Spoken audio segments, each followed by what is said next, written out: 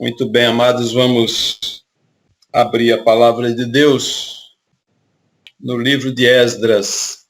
Esdras, capítulo 3, verso 6, apenas um verso. Livro do nosso querido Esdras.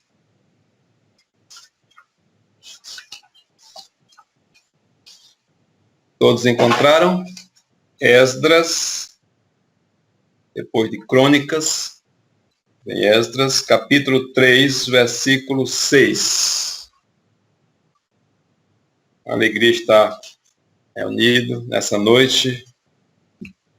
Para mim, o domingo, para nós, o domingo é um dia, de fato, especialíssimo, já vem sendo, mas nesse tempo ainda mais, porque é quando a gente pode, de fato, estar juntos, compartilhando, ouvindo os irmãos orarem. Isso nos alegra muito o coração, essa sensação de forças renovadas, O domingo é um dia em que a gente renova as forças, e que seja assim nesse dia, e que Deus fale ao nosso coração ainda. Então diz assim o texto, Esdras 3, 6. A partir do primeiro dia do 7º mês, deram início ao oferecimento de holocaustos a Yahvé, embora ainda não tivessem sido lançados os alicerces do novo templo do Senhor. Eu vou repetir.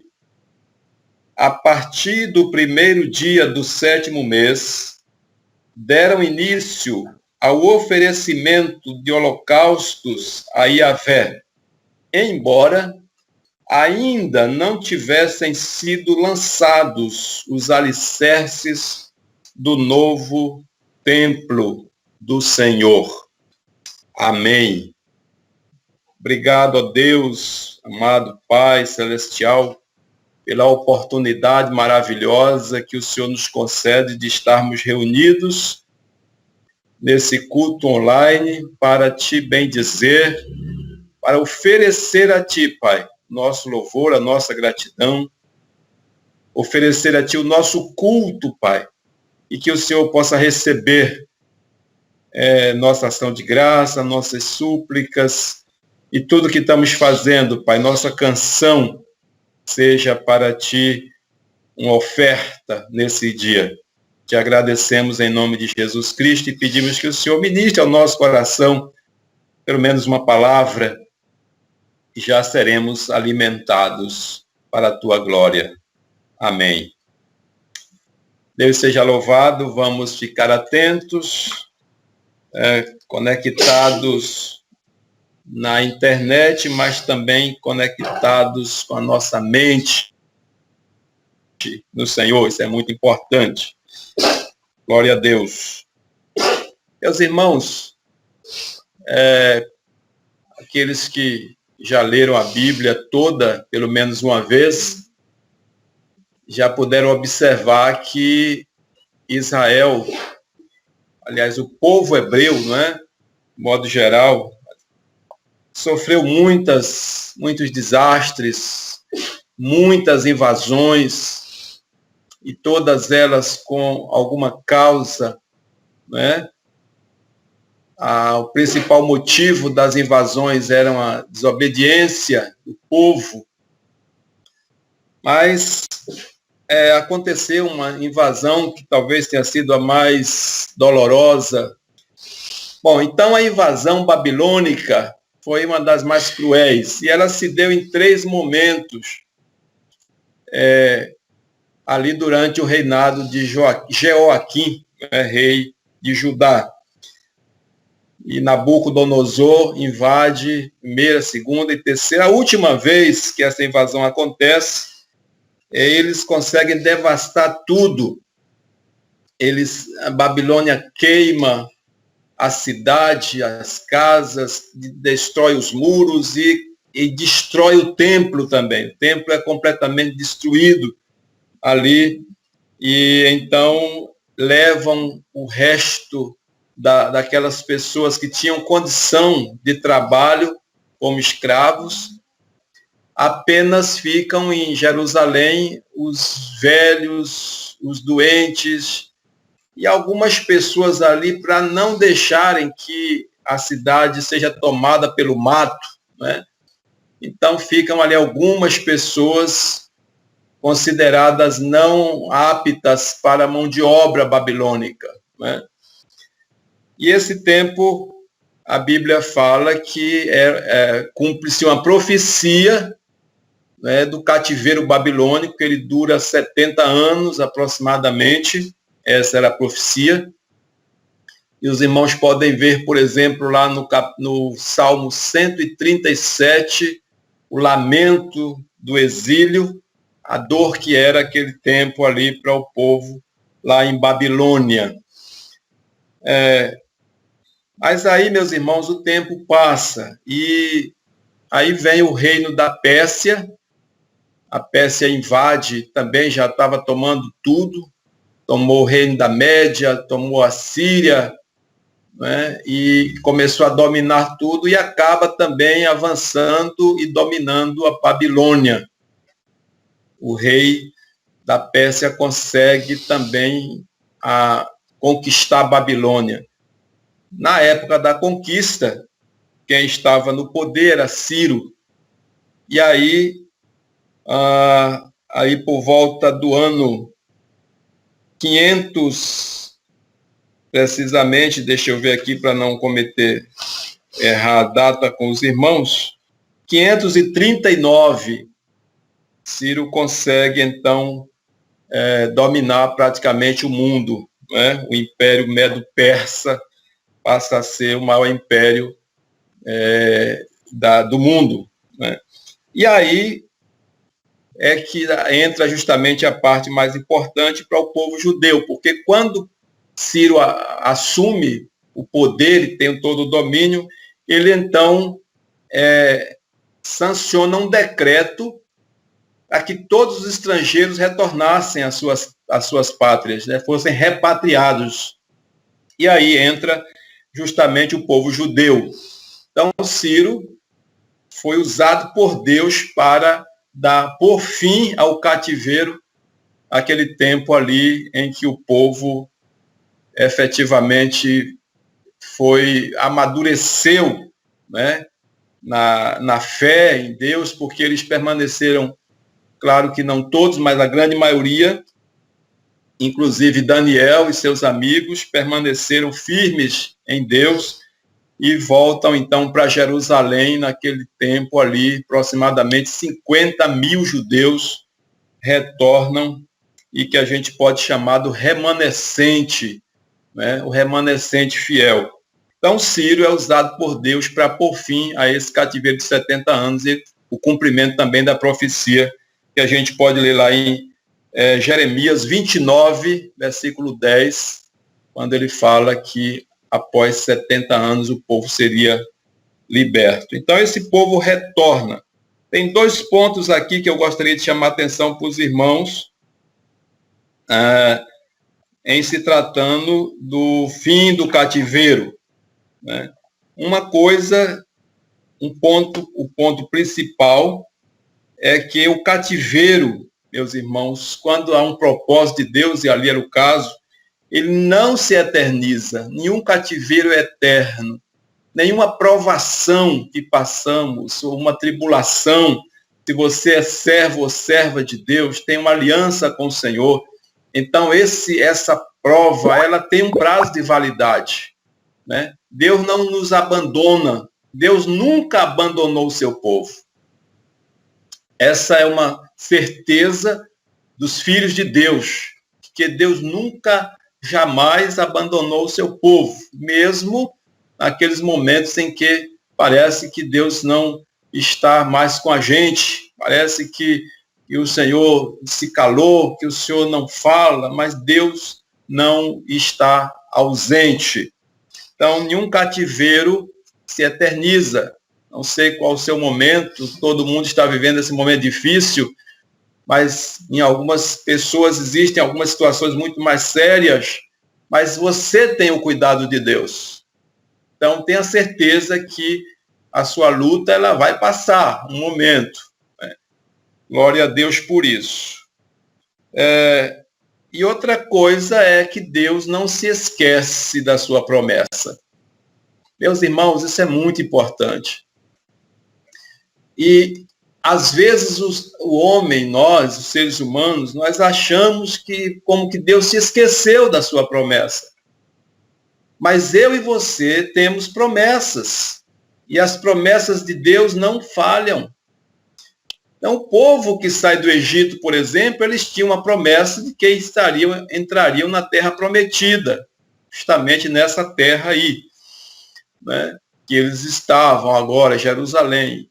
E muitos, durante a jornada, por conta das lutas e tribulações, eles achavam que Deus esqueceu daquela promessa. Mas Deus jamais se esquece da sua promessa. A palavra de Deus jamais falha. Os céus e a terra passarão, mas a minha palavra, diz o Senhor, não passará. Então, eu queria tranquilizar o seu coração nessa noite. Não sei como é que está o seu coração, talvez preocupado com o dia de amanhã, preocupado com as coisas que virão, mas Deus não perdeu o comando e Deus não se esqueceu da promessa dele. Você chegará na terra prometida, você é mais que vencedor naquele que lhe amou, se permaneça firme e fiel no propósito de adorar e de servir a Deus. Ele jamais falha.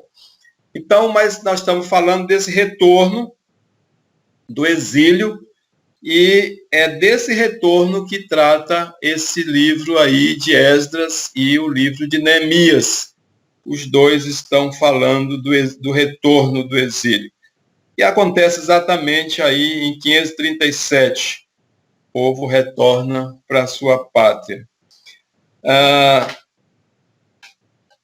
Eu estava lendo o texto aqui, o livro de Esdras, é o livro que eu estou terminando de ler agora, e quando cheguei aqui nesse capítulo 3, versículo 6 que nós lemos agora, me chamou muita atenção. É como aquele momento em que você parece que está lendo a Bíblia e de repente você vai, e aí Deus trava você, e você começa a parar ali. Não, tem alguma coisa a mais aqui. Eu voltei nesse versículo várias vezes.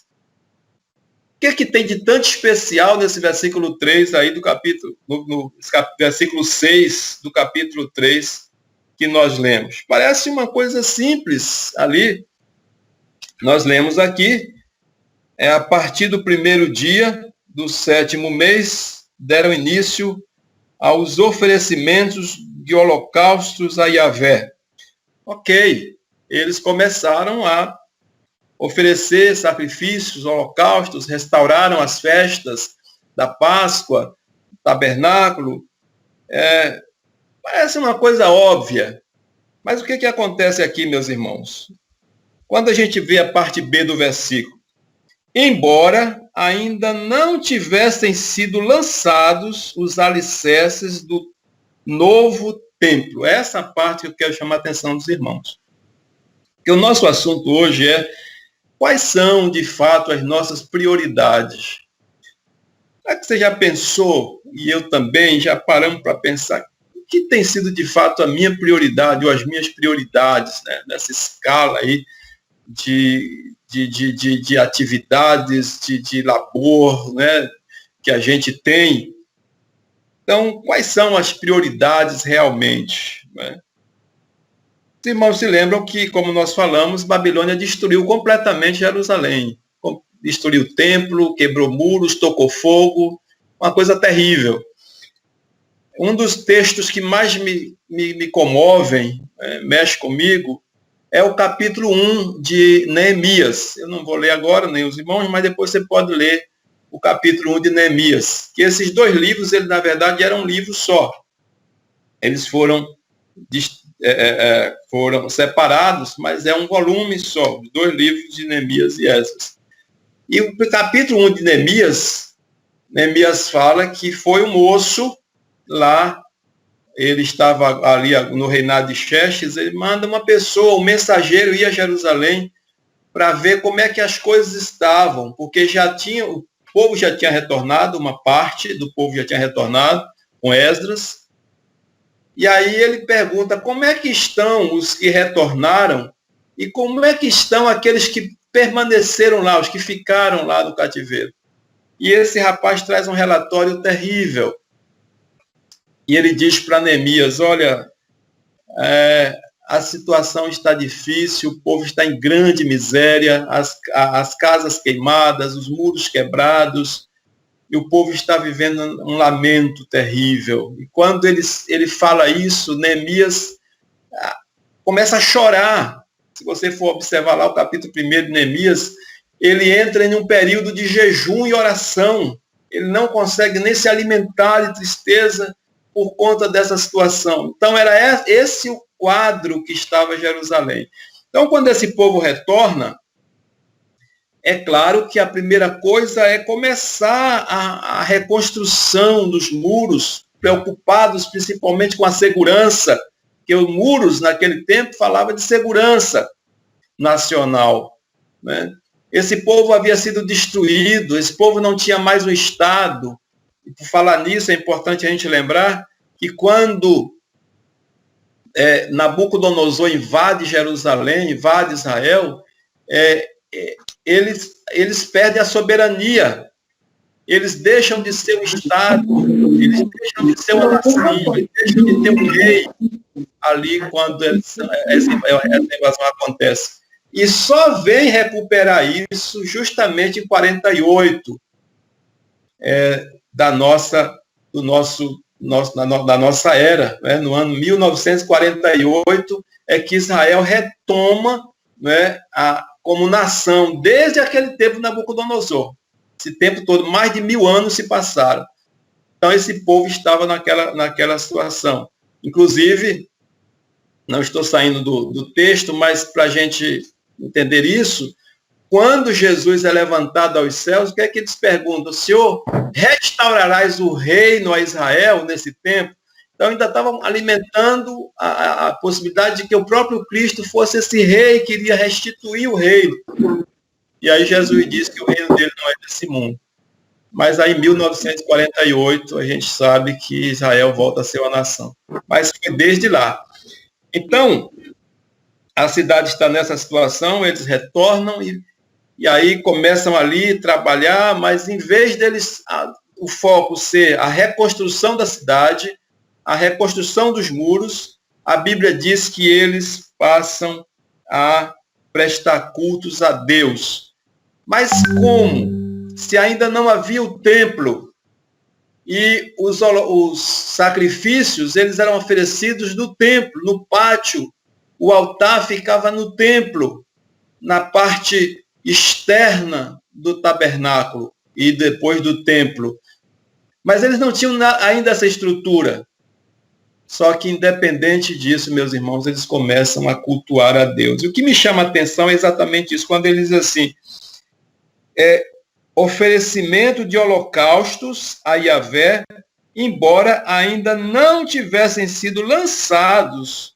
Não é que não houvesse sido concluído o templo, porque o templo demorou mais ou menos 23 anos para ser reconstruído isso aqui. Mas não foi antes de terminar a construção, é antes de começar a construção, eles já começam a oferecer holocaustos e sacrifícios ao Senhor. E aí o que me chamou a atenção, meus irmãos, muito nisso aqui, a prioridade daquele povo não foi a segurança, não foi a construção do templo, não foi a parte, quem sabe ali, de tentar estruturar o emocional, reconstruir ali o emocional do povo, mas justamente a adoração ao Senhor. Recuperar o culto, recuperar a estrutura devocional do povo, devolver àquele povo o culto a Deus. Por quê? Porque essa é a base. Se você tem Deus, se você está em Deus, se a sua mente está em Deus, se você tem a palavra, se você tem o Evangelho, essa é a base. Nós falamos pela manhã sobre base. Essa é a base. É só a gente lembrar do que Jesus diz lá no capítulo 6 de Mateus, no capítulo 6, versículo 33, que é que Jesus diz? Buscai primeiro o reino de Deus, a sua justiça, e todas estas coisas serão acrescentadas. É exatamente isso que aconteceu aqui. Eles buscaram a Deus, e a partir dessa busca ao Senhor, veio a restauração da cidade, veio a reconstrução dos muros, veio a reconstrução do templo, mas eles tinham a base espiritual já montada, que era o culto ao Senhor.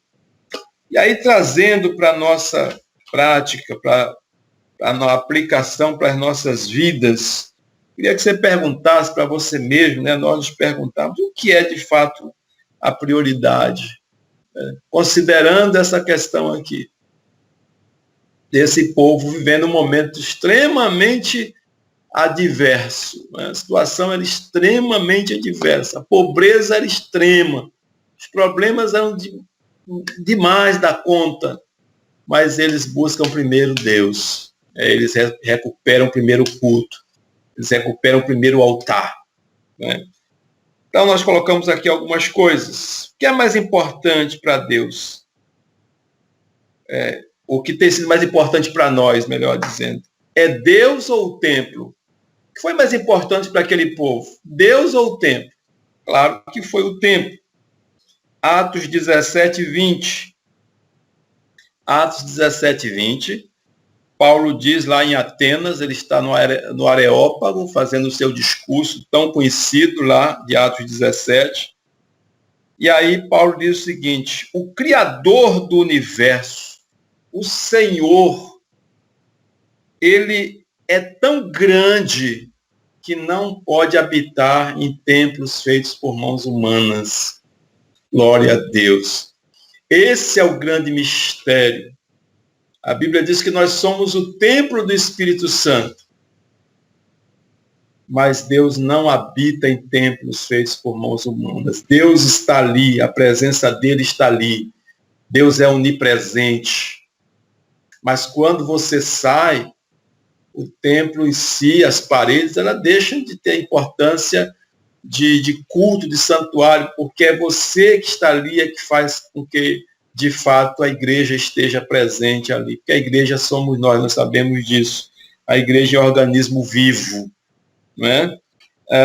Tanto sim que lá em Mateus capítulo 21, versículo 6, esse texto também é tão conhecido nosso, quando os discípulos começam a admirar aquela estrutura do templo, porque o templo, meus irmãos, para quem não sabe, aqui acontece a segunda reconstrução, a primeira reconstrução, né? O primeiro templo foi destruído por Babilônia, e aqui vem Zorobabel, né, de lá, do exílio, ele volta, então ele reconstrói o templo ali pela primeira vez. Esse templo vai ser invadido novamente, e aí vem Herodes e reconstrói o templo. Quando Jesus esteve aqui, já era o templo reconstruído por Herodes, que estava ali. E aí no ano 70 ele é destruído novamente, e até hoje não foi reconstruído, mas vai ser, né? Então, ali o Senhor vai dizer para os discípulos: olha, não ficará pedra sobre pedra que não seja derrubado. Então Jesus está dizendo: olha, é tão importante essa estrutura, mas vocês são mais importantes do que essa estrutura, porque essa estrutura vai ser demolida, né? E aí quando Jesus chega também ali para a mulher samaritana, o que é que ele diz? Olha, vai chegar um tempo em que vocês não vão ter essa estrutura aqui para adorar. Nem o templo dos samaritanos e nem o templo de Jerusalém. Ou seja, vai chegar um momento em que os verdadeiros adoradores adorarão o Pai em espírito e em verdade, porque Deus procura tais que assim o adoram. Então, qual é a prioridade? É o templo ou é Deus?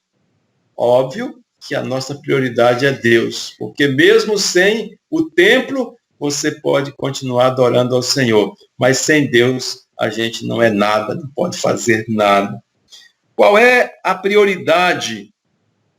É a bênção ou o abençoador?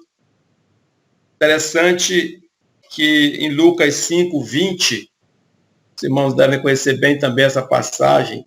Lucas capítulo 5, acontece ali a cura do paralítico de Cafarnaum.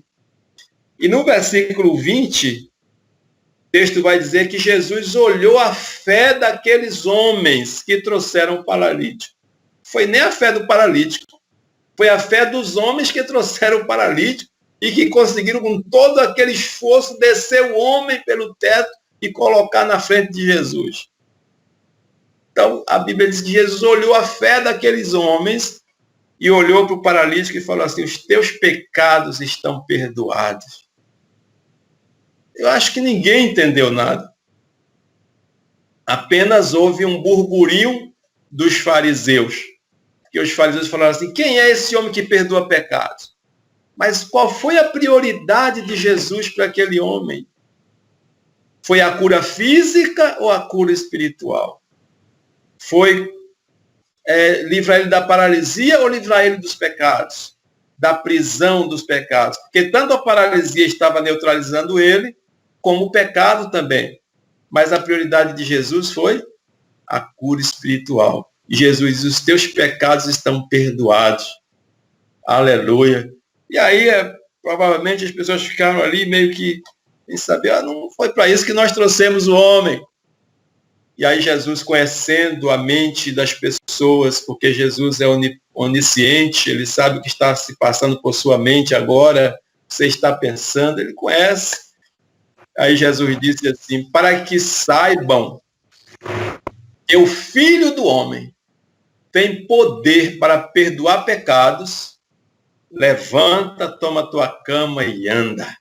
Aleluia! Aquele homem então levanta, pega a sua cama e vai embora. Louvado seja Deus.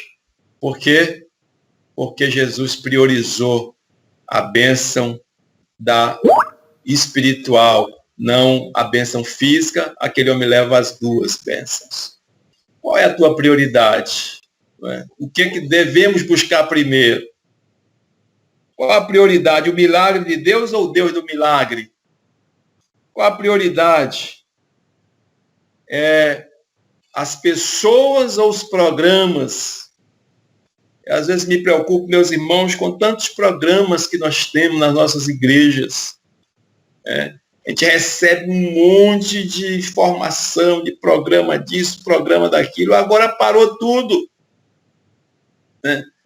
É mais importante, é o espaço físico, as pessoas, é encher as igrejas, os templos de pessoas, ou encher as pessoas da palavra de Deus, da orientação necessária, da doutrina correta, do evangelho de Cristo. Então, o que a gente tem priorizado nas nossas estruturas? E parece que há uma preocupação, de criar mecanismos, estratégias para encher a igreja, para ter muita gente. E parece que volume é sinônimo de bênção de Deus. É claro que nós queremos muitas pessoas salvas, queremos a igreja Peniel lotada de pessoas, queremos as igrejas cheias de pessoas, mas o principal, meus irmãos, são as pessoas propriamente ditas. Porque agora ninguém consegue encher igreja nenhuma, tem que ter 50 no máximo. E aí?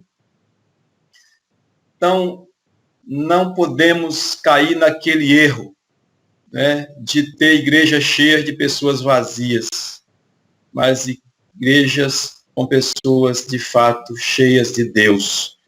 As prioridades, quais são as prioridades? Qual é a prioridade? É ouvir a voz de Deus ou a voz de Satanás? Duro isso. E você pode falar assim: mas é óbvio que queremos ouvir a voz de Deus, é a nossa prioridade. Não parece ter sido tão óbvio para Eva. Eva ouviu a voz do inimigo, priorizou a voz do inimigo. E aí a gente sabe o fracasso que foi. E eu queria concluir aqui, meus irmãos, com essa reflexão de prioridades, perguntando para você: qual é o mais importante? É a cura do vírus ou a cura divina? Não estou dizendo, e por favor não me interpretem mal, estamos buscando com todos os nossos esforços a cura do vírus. Oramos por isso e vamos continuar orando. Neuza pela manhã orou a Deus para que o Senhor ilumine aí as universidades, a comunidade científica, na busca por uma vacina, e nós temos orado insistentemente, que sabemos que só a vacina pode nos imunizar. Então temos orado por isso, mas há uma outra cura mais importante, meus irmãos, porque o vírus pode matar o nosso físico, mas o pecado pode matar a nossa alma. Quando a irmã Neide orou, esse tópico de oração me tocou muito o coração, porque, meus irmãos, o mundo precisa de uma igreja sã, de uma igreja com sanidade. Para um mundo enfermo, uma igreja saudável. Uma sociedade enferma, uma igreja saudável. Nós temos que ter essa contrapartida. Nós temos que ter em mente essa prioridade. A prioridade é Deus. A prioridade é a cura da nossa alma. E a partir daí a cura física. E temos que orar pelas pessoas que estão hospitalizadas, que ainda não receberam perdão dos seus pecados, que ainda não tiveram um encontro com Jesus Cristo, que ainda não se reconciliaram com Deus. Porque uma coisa é a gente perecer fisicamente, outra coisa é a gente morrer. E sem a salvação das nossas vidas, das nossas almas. Então, meus amados irmãos, que é prioridade. E aí você pode falar assim, mas pastor, e aí? Quando duas coisas são prioridades e a gente não sabe nem definir exatamente qual é a mais importante. Nós estamos vivendo esse momento no Brasil, né, em que há essa situação, de um lado, alguns se preocupam mais com a saúde, do outro lado, se preocupam mais com a economia. O que é prioridade? Né? Então a gente percebe que uma coisa está muito ligada à outra. Então, nessa circunstância, tem que haver o entendimento para que se estabeleça um ponto de equilíbrio. Quem está cuidando da saúde não descuidar da economia, quem está cuidando da economia não descuidar da saúde. Infelizmente, está havendo essa dificuldade, por isso que nós temos orado pelas autoridades, para que elas tenham, pedimos pela manhã, para que elas tenham consenso, tenham bom senso, e que haja justamente, que se pense no povo, nas pessoas, se pense no quadro, na pandemia, no estado de caos, né? E não interesses. Então, meus irmãos, essa é a questão. Então, tem situações em que você tem duas situações ali e que você não sabe exatamente como definir quem é a prioridade ou qual é o mais importante. Então, tem que haver um consenso, é claro. E para concluir, queria perguntar para os irmãos e a mim mesmo, né? Eu tenho priorizado Deus em minhas decisões, nas minhas escolhas? Deus tem sido de fato prioridade? Quando eu tenho que tomar uma decisão, eu penso logo se essa decisão é importante, se essa decisão está dentro do propósito de Deus para a minha vida? Ou eu apenas consulto ou informo a Deus, né? Tem essa questão. Às vezes nós estamos, em vez de pedindo autorização a Deus, buscando a vontade de Deus, nós apenas informamos a Deus. Senhor, eu vou fazer, o Senhor já fiz isso, me abençoa agora.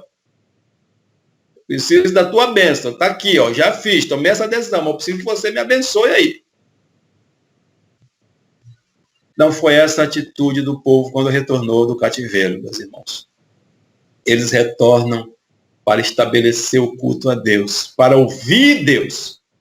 Aleluia. Nós precisamos ouvir Deus. Nós precisamos ter respostas de Deus para a nossa vida. E a partir daí, todas as outras demandas elas vão ter o seu lugar, o seu espaço. Então, para concluir, eu gostaria de ler com você o Salmo 126, que é esse salmo que fala do regresso desse povo, mas esse povo que vem com o coração jubiloso, cheio de louvor, de adoração a Deus. E olha o que eles dizem aí, abra, por favor, no Salmo 126, e você vai entender melhor esse regresso do povo que agora recebe autorização de Deus para que o cativeiro seja de fato encerrado, a tribulação seja encerrada, a provação seja encerrada. Aleluia. Porque como nós falamos, meu irmão, tem prazo de validade. Glória a Deus. Então, aqui na minha tradução, tem assim, o consolo para os que sofrem e um cântico de peregrinação, que é o Salmo 126. Quando o Senhor trouxe novamente restauração a Sião, nos sentimos como um sonho, ou como quem sonha. Então se encheu de riso a nossa boca e a nossa língua de alegres expressões de louvor. Até nas outras nações se comentava, o Eterno fez maravilhas por esse povo. Glória a Deus, olha que coisa maravilhosa. Sim, realizações grandiosas fez o Senhor por nós. Por esse motivo estamos felizes.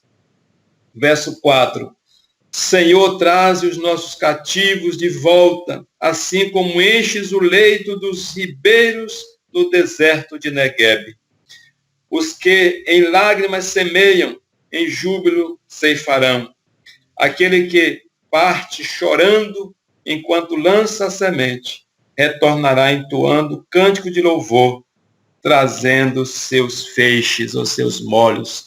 Aleluia. Quando o Senhor trouxe do cativeiro os refugiados, estávamos como quem sonha. Senhor, será que é verdade? Parece que eles se beliscavam para saber se de fato era verdade aquilo.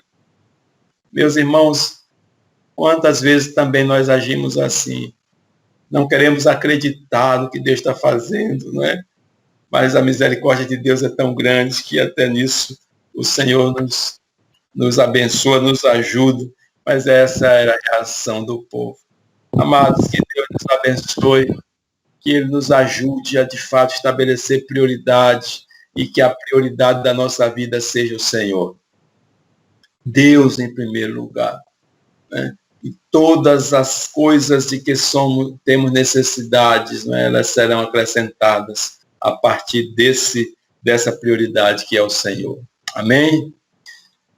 Poderoso e eterno Deus, Santo de Israel, Criador dos céus e da terra, Senhor dos senhores, diante de Ti nós nos prostramos, diante de Ti, Senhor, nós nos reverenciamos, diante de Ti nós nos humilhamos, diante de Ti, Pai, nós reconhecemos a nossa pequenez, a nossa insignificância e dizemos, Pai, que só o Senhor nas nossas vidas dá sentido, só o Senhor muda, só o Senhor encerra cativeiros, só o Senhor transforma realidades cruéis em realidades favoráveis, só o Senhor pode parar os desastres. Louvado seja o Teu santo nome. Muito obrigado, Pai, porque a Tua promessa não morre, a Tua palavra não morre, ela permanecerá firme. Como o Senhor falou, há de acontecer. Louvado seja o Teu nome. Muito obrigado, meu Senhor, porque também, ó Pai, sabemos, meu Senhor, que nenhum cativeiro ele se eterniza, que a pandemia não tem, ela vai ter um prazo de validade, que a pandemia vai acabar, que o coronavírus vai ter o seu momento de neutralidade completa, porque, ó Pai, o Senhor abençoa aqueles que te buscam e ouve as orações daqueles que te clamam. Louvado seja o Teu nome. Muito obrigado, Senhor, por essa noite, por esse dia. Muito obrigado por esse encontro virtual. Cada irmão que aqui está. Aleluia, pela palavra do Senhor, pelas orações e por tudo que aconteceu nesse dia, pela nutrição da nossa alma. Aleluia. Aceita a nossa gratidão e o nosso louvor. Nós oramos em nome de Jesus Cristo. Amém. Deus seja louvado para sempre.